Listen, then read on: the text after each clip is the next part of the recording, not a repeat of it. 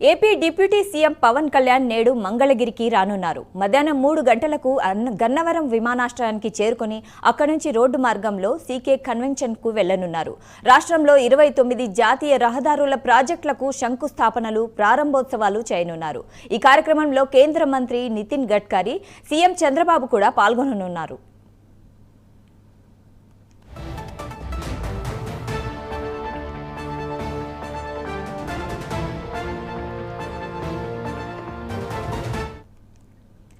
AP deputy CM Pawan Kalyan నేడు మంగళగిరికి రానున్నారు. మధ్యాహ్నం 3 గంటలకు గన్నవరం విమానాశ్రయానికి చేరుకుని అక్కడి నుంచి రోడ్డు మార్గంలో సీకే కన్వెన్షన్కు వెళ్లనున్నారు.